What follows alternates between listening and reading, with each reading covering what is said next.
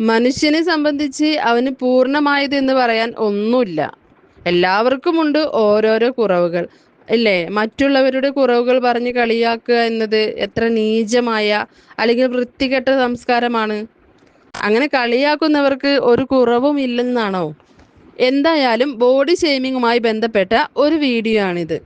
യൂട്യൂബിൽ അറിയപ്പെടുന്ന ഒരു വ്യക്തിയാണ് സുജിത് ഭക്ത. അവരുടെ ഭാര്യയാണ് ശ്വേത ഭക്ത. ഇതൊക്കെ എല്ലാവർക്കും അറിയുന്ന കാര്യമാണ്. ശ്വേത ഭക്ത ശരീരം കുറച്ച് വണ്ണം കൂടുതലാണ്.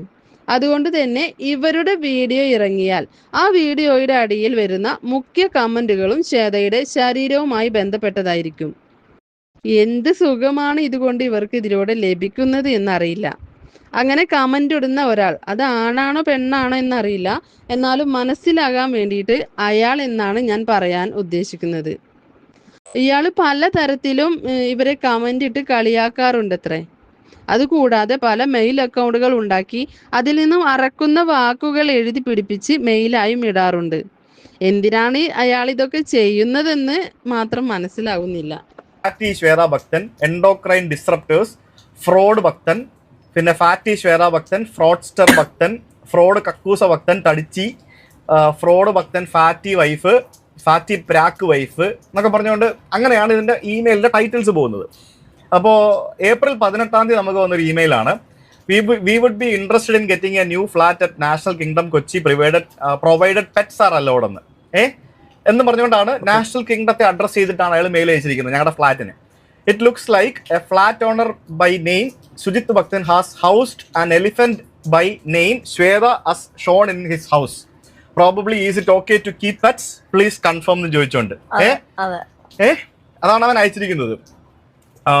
എലിഫന്റ് എന്റെ ഭാര്യ ഒരു പെറ്റാണെന്ന്, ഞാൻ ആ പെറ്റിനെ എലിഫന്റ് ആയിട്ട് കൺസിഡർ ചെയ്ത് ഞാനിവിടെ വളർത്തുവാണെന്നുമാണ് ഈ നായിന്റെ മോൻ മെയിൽ അയച്ചിരിക്കുന്നത്. പറയോ നിങ്ങൾക്ക് വേണം എന്താണെന്ന് ചെയ്യോ? അല്ല, ഇവൻ ഇങ്ങനെ പറയുന്നുണ്ട്, എനിക്ക് എന്റെ ഫ്രസ്ട്രേഷൻ തീർക്കാനല്ലേ പറ്റുള്ളൂ. ഇപ്പോ സുജിത് ഭക്തയുമായി അയാൾക്ക് എന്തെങ്കിലും ബന്ധമുണ്ടോ എന്നറിയില്ല. ഇനിയിപ്പോ വല്ല വൈരാഗ്യമുള്ളതായും അറിയില്ല. ശരിക്കും ആരാണെന്നും പോലും അയാൾക്കല്ലാതെ വേറൊരാൾക്കും അറിയില്ല. എന്താണ് അയാൾ ഉദ്ദേശിക്കുന്നതെന്നോ എന്തിനാണിങ്ങനെ കളിയാക്കുന്നതെന്നോ ഒന്നും ആർക്കും അറിയില്ല. എന്നാൽ കമന്റുകളും കളിയാക്കിയുള്ള മെയിലുകളും വന്നുകൊണ്ടേയിരിക്കുന്നു. fark@gmail.com എന്നും പറഞ്ഞുകൊണ്ട് ഒരു ഇമെയിൽ ഐ ഡി ആണ് ഉണ്ടാക്കിയിരിക്കുന്നത്. അത് നാഷണൽ ബിൽഡേഴ്സിന് അയച്ചിട്ടുണ്ട്, നാഷണൽ ബിൽഡേഴ്സ് മുംബൈ അയച്ചിട്ടുണ്ട്, സ്റ്റഡി ലിങ്ക്സിന് ടാഗ് ചെയ്തിട്ടുണ്ട്, എൻ്റെ ഇമെയിൽ ഐ ഡിക്കും ശ്വേതയുടെ മെയിൽ ഐ ഡിക്കും അയച്ചിട്ടുണ്ട്. അപ്പൊ അത്തരത്തിൽ 2 മെയില്. അതിനുശേഷം April 20 2 ദിവസം കഴിഞ്ഞിട്ട് എലിഫന്റ് റംബേജ്. അപ്പൊ നമ്മള് ആനക്കട്ടിയിൽ റിസോർട്ടിൽ പോയിട്ട് ഒരു വീഡിയോ ഇട്ടായിരുന്നു. അപ്പൊ അതാണ് സംഭവം. അപ്പം സെയിം ഇമെയിൽ ഐഡിയിൽ നിന്നും ഇവൻ അയച്ചു SR jungle resort, info@SR jungle resort, booking@SR jungle resort. പിന്നെ എനിക്ക് സിംഗപ്പൂരിലുള്ള എന്റെ ഫ്രണ്ട് ടോണിച്ചായന്, ഫാസിൽ ബ്രോന്, സുനീർ ക്യാൻഡിക്ക്, പിന്നെ മലബാർ ഗ്രൂപ്പിന് അയച്ചിട്ടുണ്ട്. മലബാർ ഗോൾഡിന്റെ അവർക്ക് അയച്ചേക്കുന്നു. റിബൽ സിറ്റി ഡിസ്റ്റിലറി അങ്ങ് അയർലൻഡിലുള്ള ചേച്ചി ഭാഗ്യ ചേച്ചിക്ക് അയച്ചിരിക്കുന്നു. ടേസ്റ്റ് നിബിൾസിന്റെ ആൾക്കാർക്ക് അയച്ചിരിക്കുന്നു. എന്നിട്ട് ചോദിച്ചിരിക്കുക, is your resort safe for staying? Last day we heard an elephant by name Shweta Bhakthan rummaged into your resort.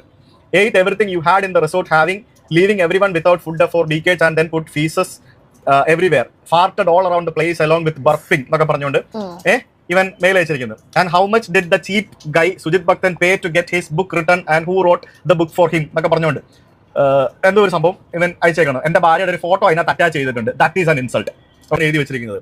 അവന്റെ പൊണ്ണത്തടിച്ച് കുള്ളത്തി ശ്വേത ഭക്തൻ ഞാനൊന്നും തിന്നില്ല എന്ന് പറഞ്ഞ് തിന്നു മുടിക്കും.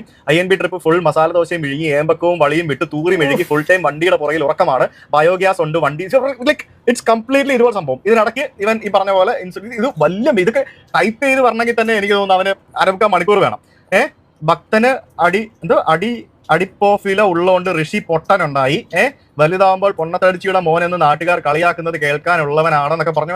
അത്രയ്ക്ക് വൃത്തിയായിട്ട രീതിയിൽ. പിന്നെ നെക്സ്റ്റ് ഡേ അതിന് ഞാൻ റിപ്ലൈ ചെയ്തേ. കുറെ നാളായി ഞാൻ ഇമെയിൽ കാണുന്നു, കമന്റുകൾ കാണുന്നു. നിനക്ക് ഇതിൽ നിന്നും എന്ത് സുഖമാണോ ലഭിക്കുന്നത് എന്ന് എനിക്ക് മനസ്സിലാവുന്നില്ല. അതെന്തായാലും നീ ഇന്ന് സൂചിച്ചോ, എനിക്ക് എന്റെ കുടുംബത്തിന് ഇതുകൊണ്ടൊന്നും സംഭവിക്കാൻ പോകുന്നില്ല. ഞാൻ പറഞ്ഞ് റിപ്ലൈ കൊടുത്തു.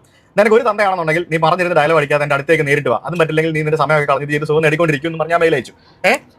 ബോഡി ഷേമിങ്ങിൽ നിന്നും മറ്റു തലങ്ങളിലേക്ക് അയാൾ കളിയാക്കൽ തുടങ്ങിയപ്പോഴാണ് അയാളെ കുറിച്ച് സുജിത് ഭക്തയും ഭാര്യയും കൂടി ഒരു വീഡിയോ തന്നെ പുറത്തിറക്കിയത്. അതിൽ അവർ പറയുന്നുണ്ട്, എൻ്റെ കയ്യിൽ കിട്ടിയാൽ ഞാൻ അടിക്കും, അല്ലെങ്കിൽ ശ്വേത അടിക്കുമെന്ന്. അതിലൊരു തെറ്റുമില്ല. ഇത്തരക്കാരെ പറഞ്ഞൊന്നും മനസ്സിലാക്കിപ്പിക്കാൻ കഴിയില്ല.